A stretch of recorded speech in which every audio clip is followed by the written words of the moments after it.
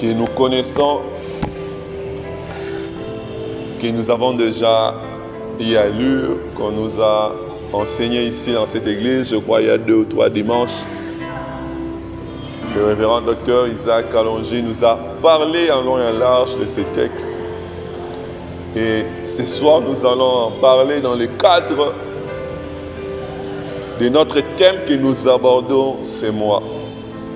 Ce mois, qui est le mois du Pâques, nous abordons un merveilleux thème qui s'intitule « Mais les dons gratuits de Dieu ». Mais les dons gratuits de Dieu. Les dons gratuits de Dieu, c'est la vie. C'est la vie éternelle. Comme vous le savez peut-être, la vie dans la pensée de Dieu n'est pas quelque chose qui finit. La vie n'est pas un produit, un élément qui est fini, c'est un élément qui est infini. C'est pourquoi le langage de Dieu utilise les termes souvent pour parler, par exemple, de la mort. Il utilise les termes s'endormir. Dans le langage de Dieu, il utilise parfois les termes s'égarer, s'éloigner, puisqu'il est incompréhensible que la vie puisse finir. Parce que Dieu lui-même est la vie. La Bible dit que lorsqu'il a formé l'homme de la terre, l'homme n'était qu'une statue. Mais lorsque Dieu a pris de la vie qui était en lui, il a pris du souffle et il a insufflé dans les narines de l'homme, c'est là, à partir de là, que l'homme est devenu un être vivant. La statue qu'il avait formée a pris vie. De la même manière, vous allez vous souvenir dans la vallée des ossements, lorsque dans la vision d'Ézéchiel, il voit ces ossements desséchés. Il a parlé la chair. Les ossements desséchés ont revêtu de la chair. Mais ce n'était pas encore des êtres vivants. Ce n'est qu'après, lorsqu'on lui a dit, esprit souffle des 4 vents, lorsque l'esprit qui est la vie a soufflé et entré dans ces statues ou dans ces cadavres, c'est alors que ces cadavres-là ont repris vie. Ce qui permet de comprendre le discours de Jésus lorsqu'il parle à Marthe. Jésus dit à Marthe, quiconque croit en moi ne mourra jamais. Mais quelqu'un qui vit, celui qui vit et qui croit en moi, vivra même s'il meurt. Parce que la vie n'est pas quelque chose qui est fini. Le corps peut bien mourir, peut se décomposer. Mais l'être continue à vivre, continue à demeurer. La mort dans le langage de Dieu n'est pas une cessation de la vie, mais plutôt un éloignement d'avec Dieu. Lorsque le corps cesse de fonctionner, Jésus dira à propos de Lazare qu'il dort. Lorsqu'il est allé ressusciter la jeune fille, il lui a dit « Talita Koumi », relève-toi, réveille-toi. Il a dit qu'il n'était pas mort, qu'il était endormi. Parce que dans sa compréhension, il est impossible que la vie puisse cesser. La vie est appelée toujours à continuer. Mais la personne qui connaît une mort, la personne qui meurt, c'est cette personne-là qui s'éloigne de Dieu. Ce qui fait que lorsque Adam et Ève pêchent,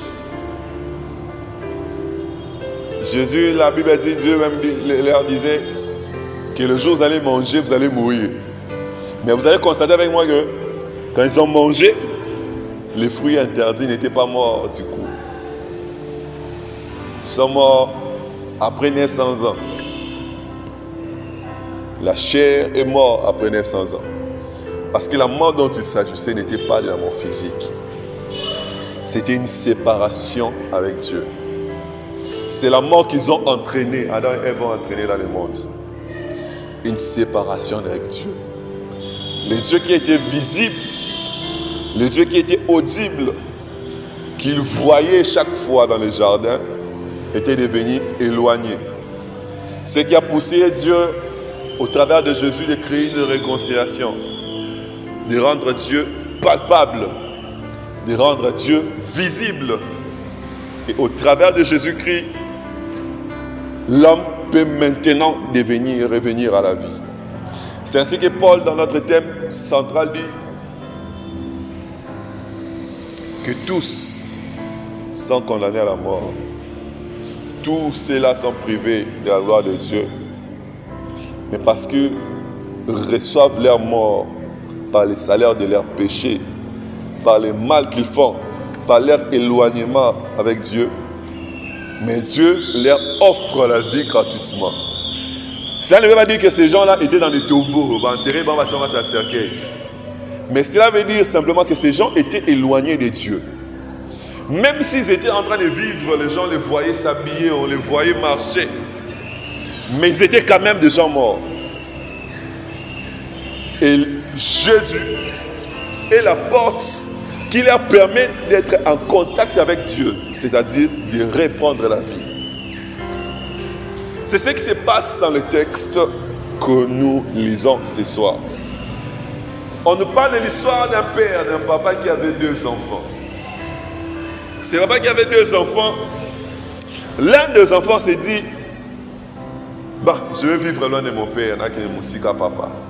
Je suis capable, père, donne-moi ma part des biens. On nous a expliqué par le docteur Isaac Allongé la part dernière que c'était dans leur droit.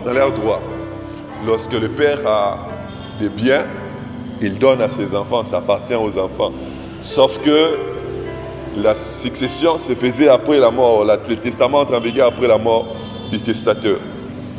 Mais lui a voulu quand même tuer son père de son vivant en prenant sa part d'héritage. Et au lieu même d'utiliser cette richesse-là, accompagné de son père, puisqu'il était de coutume chez eux, pendant sa mamie et baba juif, même aujourd'hui dans certaines tribus, de voir un enfant amasser de l'argent, comme il en a bien eu, mais quand même il vit là en concession familiale. Vous allez voir même en Amérique du Sud, parfois, il y a un manoir ou une villa de la famille, papa qui vit là-bas, ses enfants, et ils ont même une entreprise familiale et ça ne les gêne pas. Il aurait pu aussi faire ça, mais lui, il a préféré. Peut-être même être un voisin. Il a préféré d'aller dans un village, dans une ville lointaine. Et il a fait cela parce qu'il ne voulait pas être contrôlé par son père. Il ne voulait pas être sous l'emprise de son père. Il ne voulait pas être sous les orientations de son père, sous l'œil de son père. Qu'est-ce qui le prouve? Ce sont les choses qu'il est allé faire. La Bible dit qu'il a dépensé tout ce qu'il avait avec les prostituées. En voulant vivre comme il voulait, il a dépensé tout ce qu'il possédait.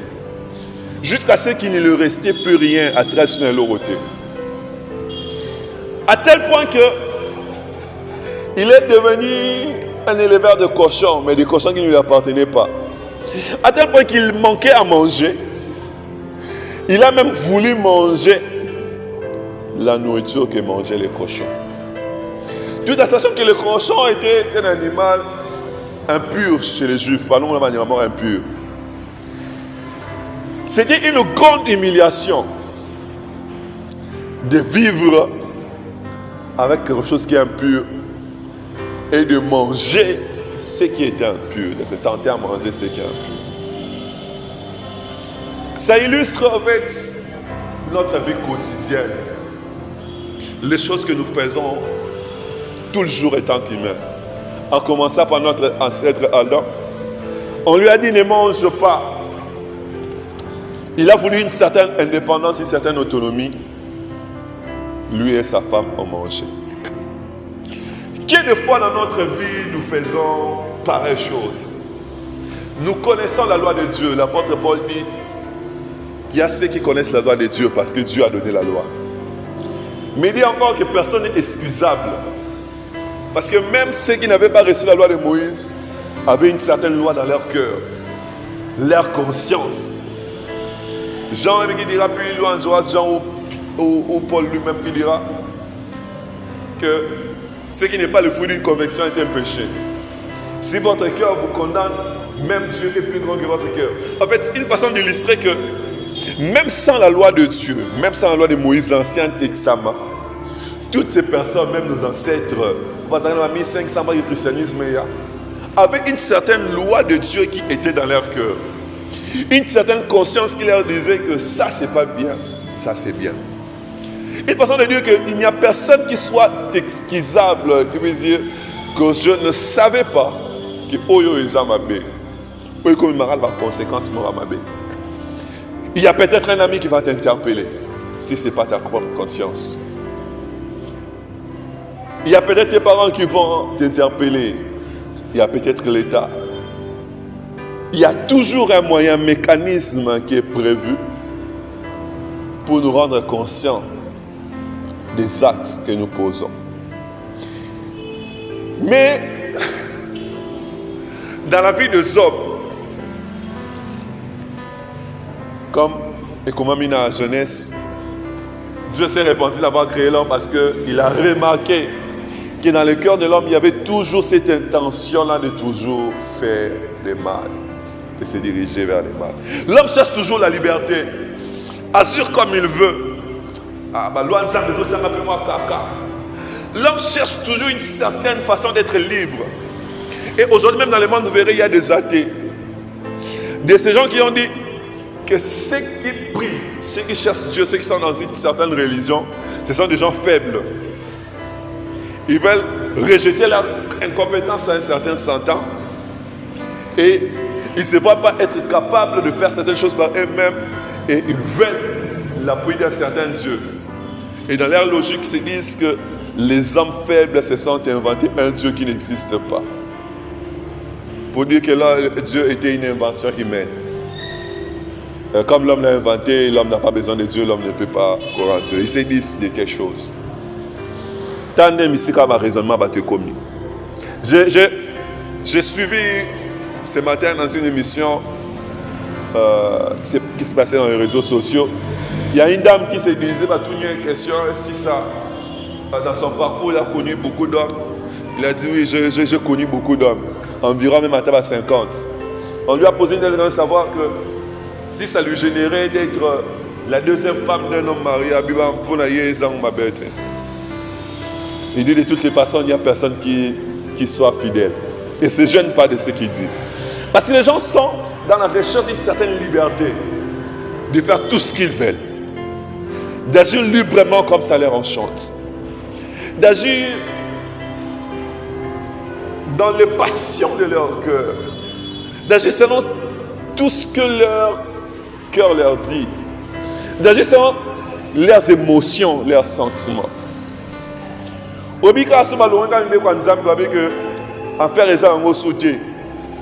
Beaucoup de pseudo-chrétiens que nous voyons à l'église venir, ça n'a pas librement parce que c'est enlevé dans la Bible.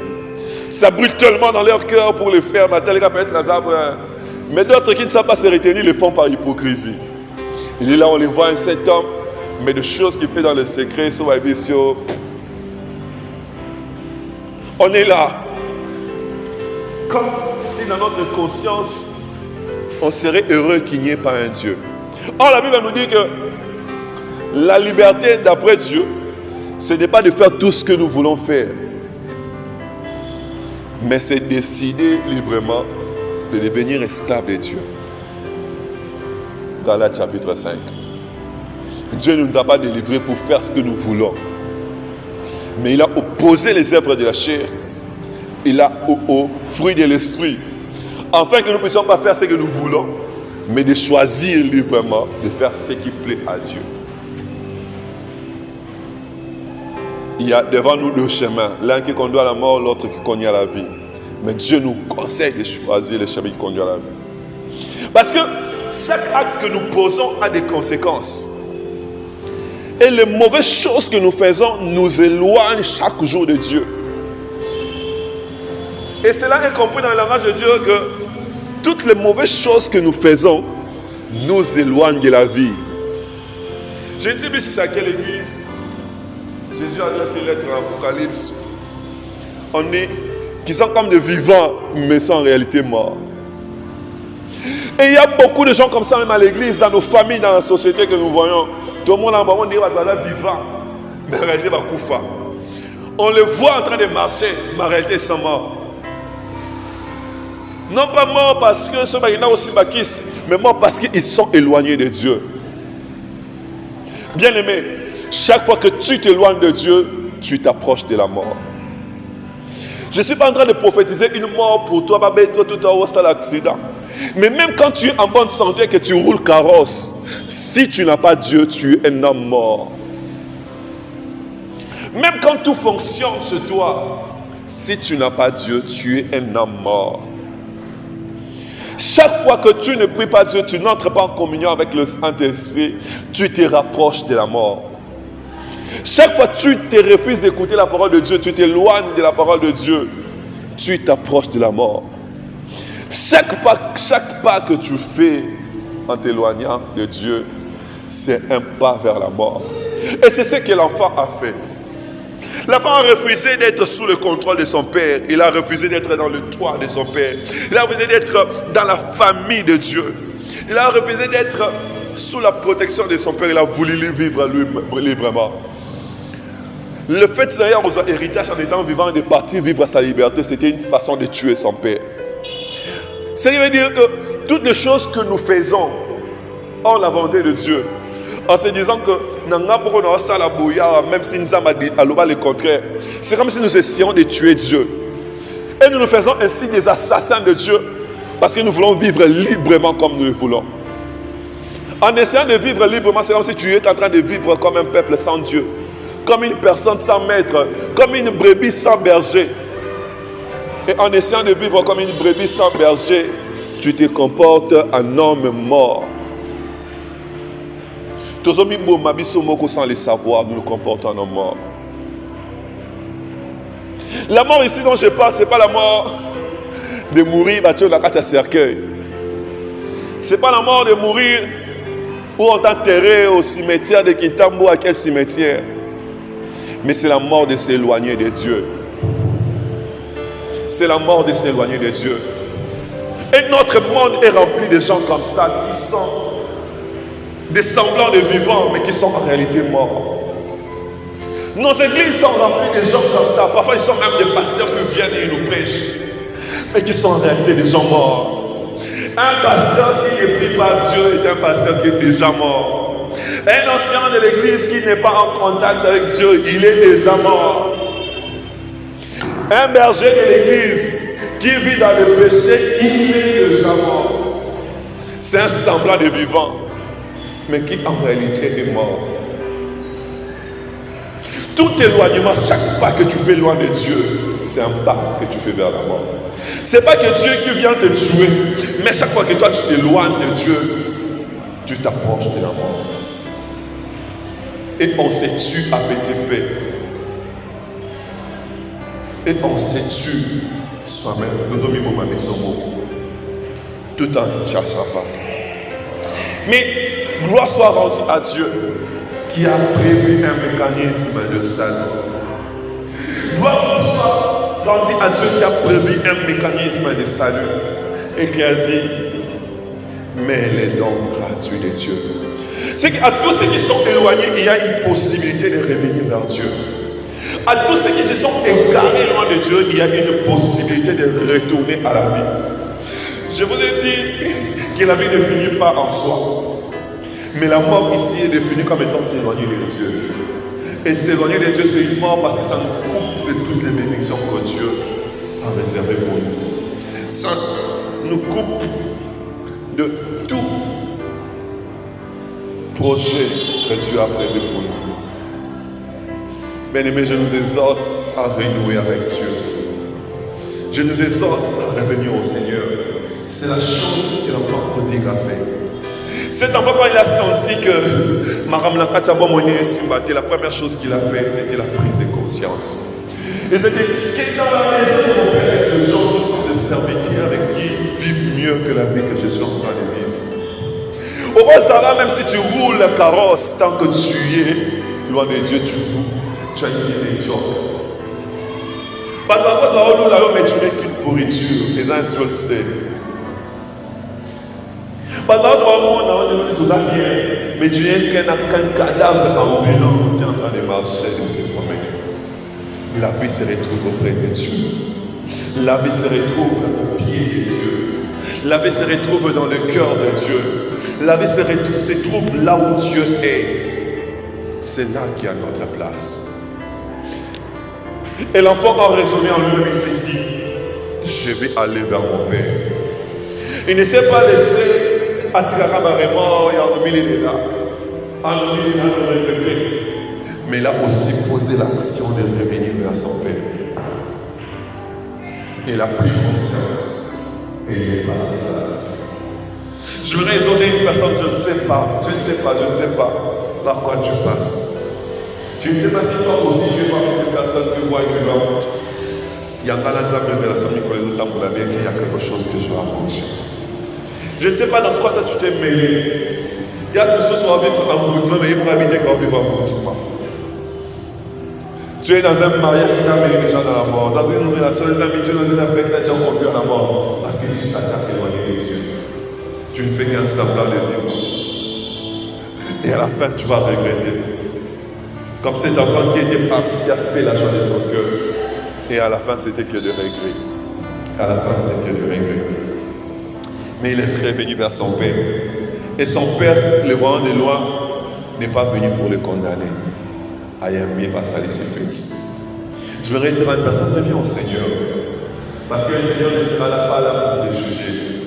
Les petits, Dieu ne juge pas et il a donné au Fils de juger. Mais le Fils de l'homme lui-même ne juge pas. Il a donné aux hommes eux-mêmes. Celui qui croit est sauvé. Et celui qui ne croit pas est déjà condamné parce qu'il n'a pas cru.